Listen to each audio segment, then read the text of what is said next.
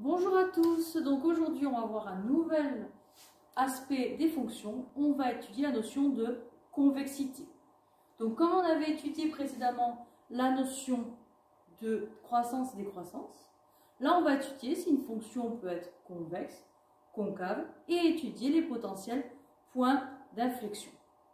Donc on va voir ce que signifie être convexe ou concave. Donc on va travailler sur des fonctions définies sur I.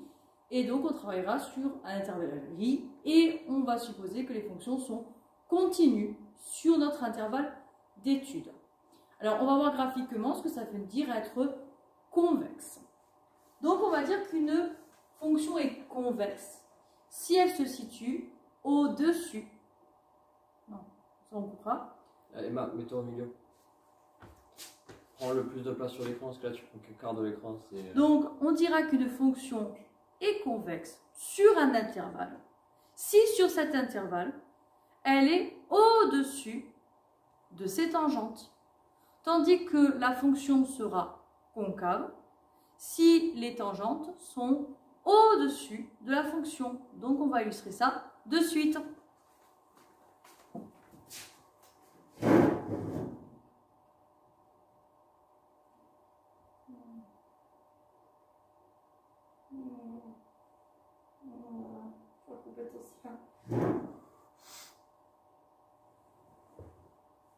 T'as combien de vidéos de 2 minutes à faire?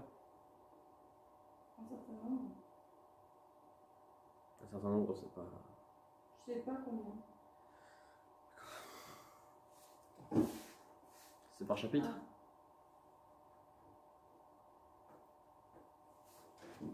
Je vous donc présente la fonction...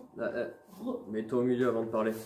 Je vous présente donc la fonction qui est en vert. Cette fonction, on va dire qu'elle est convexe. Alors pourquoi? J'ai placé un point A sur cette fonction et j'ai tracé sa tangente au point A. Donc là, ce que nous allons faire, c'est que nous allons déplacer le point A. C'est une blague là. Mais qu'est-ce qui s'est passé? On m'a dit. Faudra faire une scène de bloopers. Quoi? Les scènes quand on voit ça, les bêtisiers. Alors, on reprend, nanana, concave, convexe. On reprend tout, que ça fera moins de montage. Ah ouais, donc on recommence.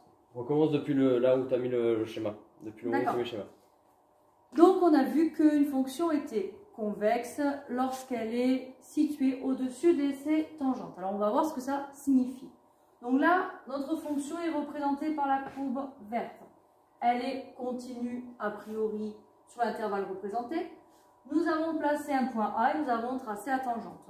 Nous allons donc déplacer notre point A et qu'est-ce qu'on observe? Quel que soit l'emplacement du point A sur la courbe, on se rend compte que la tangente est toujours en dessous de la courbe.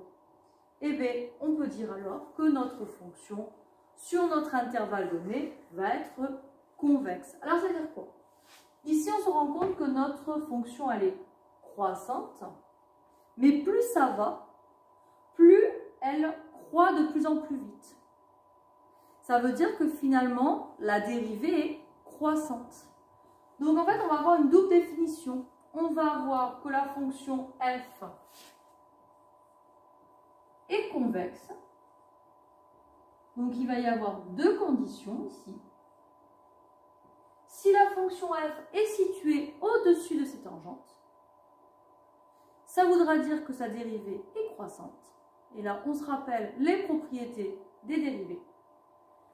Ça voudra dire que notre dérivée seconde sera positive. Attention, toujours sur cet intervalle i. Ça, notre fonction sera donc convexe. Maintenant, on va voir ce qui se passe pour une fonction dite concave. Eh bien, ça va être le contraire. On aura les tangentes qui seront situées au-dessus. Et c'est ce qu'on va voir avec l'illustration suivante. Si j'arrive à la faire.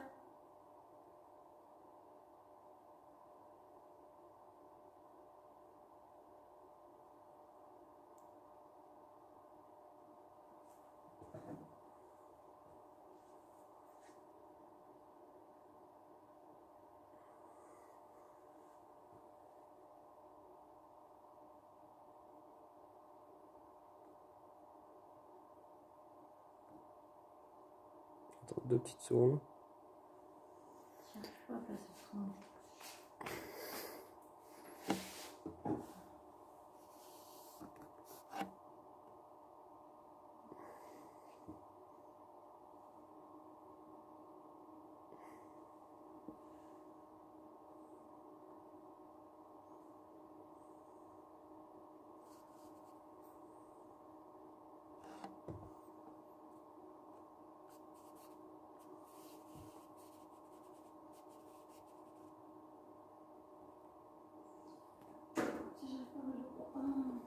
Attends, vas-y, j'arrive.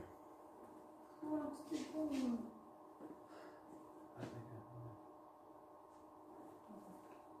Je vais carrément refaire un autre. Parce que là, ça... Ouais. Non, vas-y, faut qu'on dépêche. Ok, là, pour le montage, je suis à la fin aussi, juste couper le bas de l'écran. Ouais, quand tu parles, Oui. tu te mets au milieu. Mhm. Comme ça, tu prends une partie de l'écran, on te voit toi. Quand tu expliques quelque chose, tu te décales. Parce que là, tu commences, en général, tu es là. Et si du coup, on te voit vraiment Ça risque de dans le passer coin de le l'écran. point dessus. Ça me souffle. Tu veux le mettre où le point? Sur la courbe. N'importe où? Oui.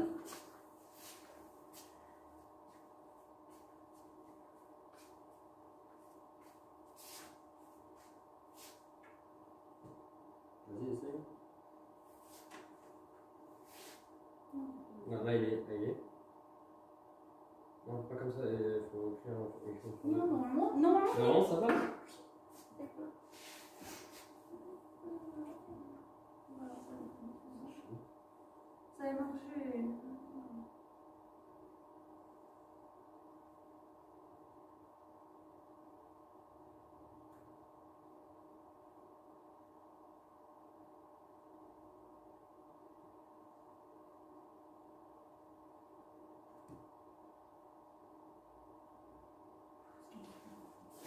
C'est de mettre F de liste, là.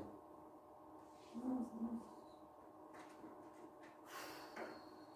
J'en ai marre. Je te jure, je veux juste faire un truc tranquille, c'est bon. On commencera à faire des décos, pas. Ah, ça va juste bugger. Mais oui, on va toujours. On t'aurait pu vraiment juste écrire A égale point F. Allez, c'est bon, on reprend. Et tu marques deux coordonnées. Je me suis trop dépassé. Allez, Donc ça va juste bugger. donc maintenant. Tiens. On aura besoin. Donc maintenant, on va voir l'autre cas, le cas de la concavité. Donc là, clairement, nous avons notre fonction représentée par la courbe orange. Et là, on se rend compte qu'elle est concave. Vous voyez, ce mouvement comme ceci, ça signifie que, ok, elle est croissante. Néanmoins, on se rend compte qu'elle croît, mais de façon de moins en moins importante. Ce déplacement est donc un phénomène de concavité. Alors, comment on s'en rend compte concrètement? Je place un point sur la courbe, je trace les tangentes. Et là, je me rends compte de quoi? Lorsque je vais déplacer, je me rends compte clairement que mes tangentes sont toujours au-dessus de ma courbe. Donc ici, notre fonction f est concave sur i. F concave sur i. Donc on aura ici deux choses à retenir. Donc la courbe est située en dessous de ces tangentes. Ça voudra dire que notre augmentation se fait de moins en moins, de façon de moins en moins importante. Ça veut dire que notre f' est décroissante. Cela signifie que notre dérivée seconde est négative sur i. Dans ces deux exemples, nous avons vu une fonction qui est complètement convexe, une fonction qui est complètement concave. On peut avoir des fonctions qui vont alterner, c'est-à-dire qu'elles vont être convexes puis concaves, ou le contraire. Et bien l'endroit où vous avez le changement de convexité, c'est ce qu'on va appeler le point d'inflexion. C'est ce qu'on va regarder maintenant.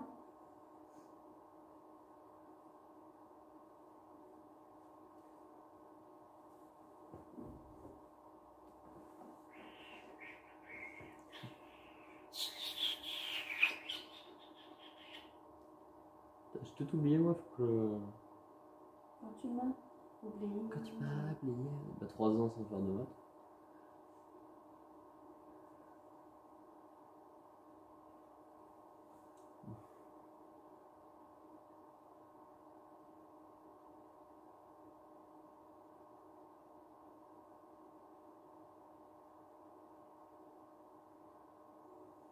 Donc ça, il faudra, hop, le couper au montage.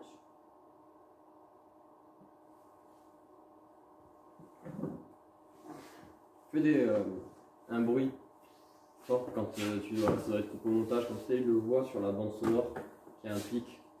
Genre, ah Ah! Comme ça, tu vois, ça fait un pic et il sait que c'est là qu'il va couper. Ah, c'est là ok. que tu as fait le montage.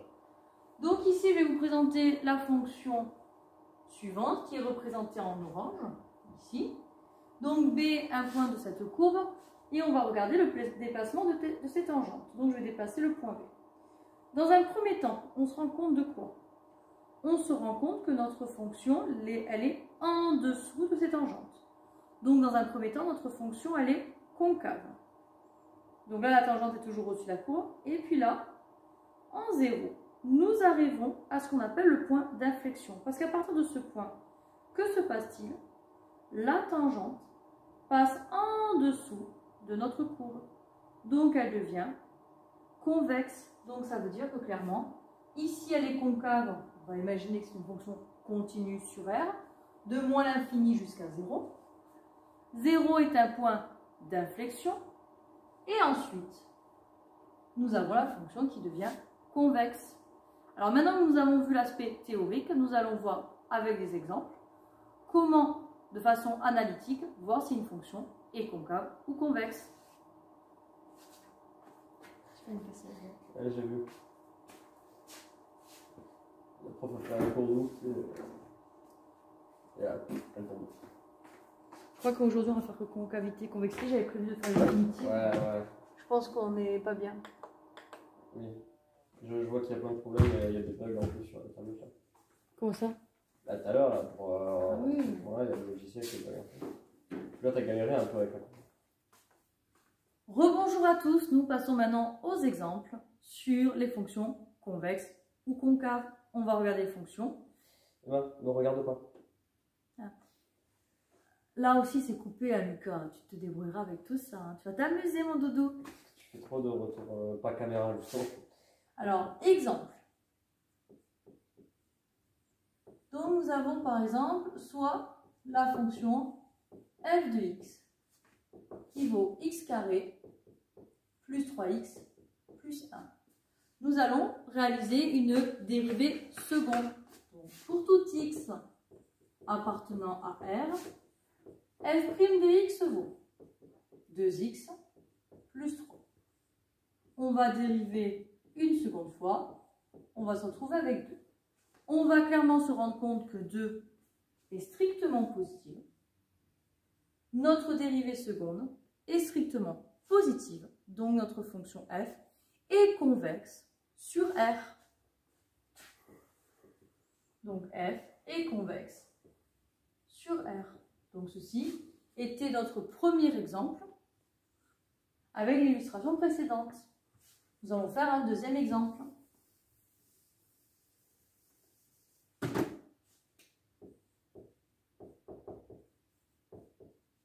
Bon, là, il coupera. Hein.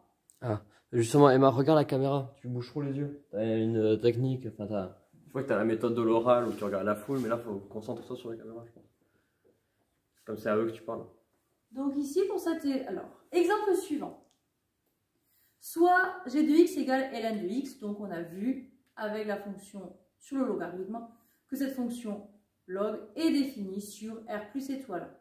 Nous allons donc la dériver 2 fois sur notre intervalle. Donc ici, g' de x est égal à 1 sur x. Pour étudier la convexité, il faut réaliser jusqu'à la dérivée seconde. Donc, on dérive une seconde fois et on obtient moins 1 sur x carré. X carré toujours positif, moins 1 toujours négative. On se rend compte ici que notre dérivée seconde est toujours négative. Qu'est-ce qu'on en déduit? Que notre fonction g est concave sur R plus étoile. Petit rappel, R plus étoile, l'étoile veut dire qu'on ne prend pas en compte le 0. Maintenant, on va faire un dernier problème pour illustrer tout ceci. Donc, on va prendre la fonction h de x qui vaut x au cube plus 2x carré plus x moins 7. Nous allons la dériver deux fois. Ici, aucune valeur interdite, elle est a priori définie sur R tout entier. Donc nous allons avoir que la dérivée vaut 3x carré plus 4x plus 1. Attention, il faut aller jusqu'à la dérivée seconde. Donc la dérivée seconde, elle vaut 6x plus 4. Et là, il va falloir étudier le signe de 6x plus 4. Alors ici, il faut reconnaître une structure en mx plus p. Y égale mx plus p et l'équation d'une droite. Donc on a une structure en mx plus p. Ici, m est positive. Alors on se rappelle, m positive, cela signifie que notre droite, elle est croissante. Si notre droite est croissante, ça veut dire que dans un premier temps, elle est négative, puis positive. Et donc ici, c'est notre changement de signe, c'est en moins p sur m. Ici donc, on se retrouve avec moins 4 sixièmes. C'est égal à moins 3 demi. Donc notre dérivée seconde est tout d'abord négative, puis elle est égale à 0, puis elle devient positive. Qu'est-ce qu'on en déduit? On en déduit que h est comment? Concave sur l'intervalle qui va de moins l'infini jusqu'à moins 3 demi. Le fait que notre dérivée seconde soit positive, ça veut dire que h, elle est convexe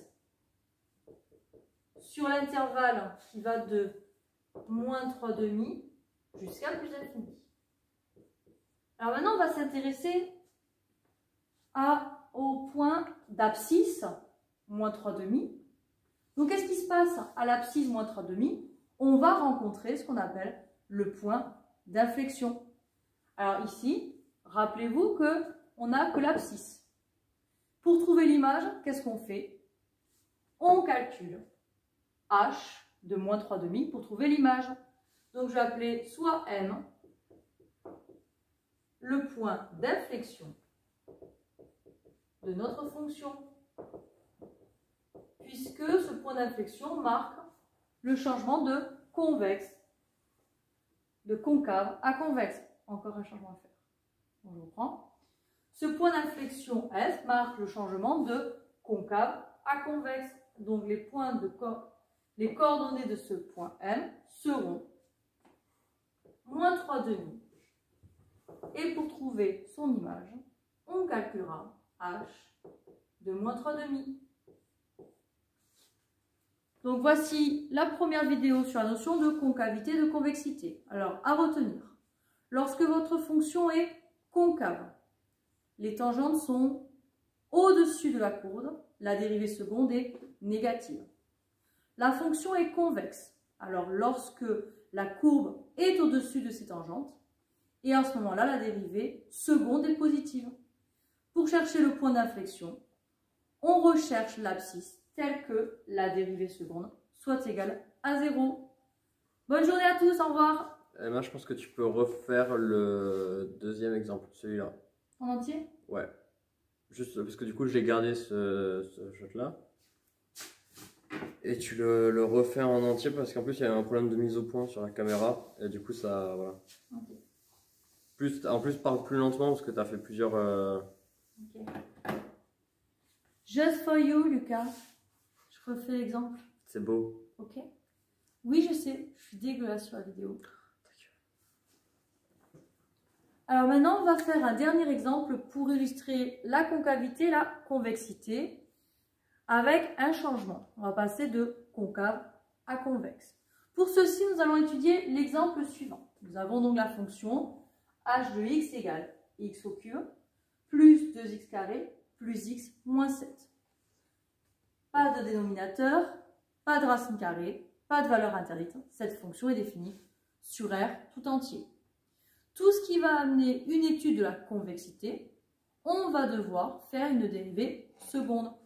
Donc ici, pour tout x appartenant à R, on va dériver h' de x qui vaut la dérivée de x au cube qui vaut 3x carré plus 4x ensuite plus 1. Sauf qu'on va continuer vers la dérivée seconde. Donc, h' de x qui est égal à 6x plus 4. Rappelez-vous, pour étudier la convexité d'une fonction, on va étudier le signe de la dérivée seconde. Donc, on va se concentrer sur 6x plus 4. Alors là, ici, 6x plus 4, il faut reconnaître la fonction, la forme réduite de l'équation d'une droite. C'est une structure en y égale mx plus p. Alors, petit point rappel, lorsque m est positive, la droite est croissante. Lorsque m est négative, la droite est décroissante. Donc ici, 6 étant positive, nous sommes face à une droite qui est croissante. Donc si elle est croissante, elle est dans un premier temps négative, puis positive, et elle change en moins p sur m. Alors ici, p qui vaut 4, m qui vaut 6, ça fait moins 4 sixièmes, et on pense toujours à rendre la fraction irréductible. Donc on va avoir du moins 4 sixièmes, qui donne moins 3 demi. Notre dérivée seconde est donc d'abord négative, puis positive. Qu'est-ce qu'on en déduit au niveau de l'étude de la convexité? Notre fonction est donc d'abord concave, puis convexe. Alors maintenant, on va voir sur quel intervalle. Donc là, ici, on a que h est concave sur l'intervalle qui va donc de moins l'infini jusqu'à moins 3 demi. Attention, j'ouvre mon intervalle. Tandis que h est convexe sur l'intervalle qui va de moins 3 demi jusqu'à plus l'infini. On va alors s'interroger sur la valeur moins 3 demi. Que se passe-t-il en moins 3 demi? Eh bien, moins 3 demi est l'abscisse du point d'inflexion. Le point d'inflexion, ça sera le moment où notre courbe passe de concave à convexe ou de convexe à concave, c'est-à-dire où la dérivée seconde s'annule. Ici, on a donc juste l'abscisse de ce point, qui est moins 3 demi. Donc, on va avoir que m est le point d'inflexion de notre courbe, puisque notre fonction passe de concave à convexe. Et donc, les coordonnées de ce point, on va avoir que son abscisse est moins 3 demi. Et rappelez-vous, comment on trouve une image? Eh bien, on remplace notre abscisse ou notre antécédent dans notre fonction. Donc, on n'aura plus qu'à calculer h de moins 3 demi. Donc, avec ce dernier exemple, on finit notre leçon sur la notion de convexité et concavité. Qu'est-ce qu'il faut retenir? Lorsque votre fonction est convexe sur i, ça veut dire que la courbe est au-dessus de ses tangentes, la dérivée seconde est positive. Au contraire, si sur un intervalle i, votre courbe est en dessous de ses tangentes, la fonction est concave, la dérivée seconde sera négative. Attention, au moment où on change de convexe à concave ou de concave à convexe, on rencontre ce qu'on appelle un point d'inflexion. Au revoir à tous, bonne révision.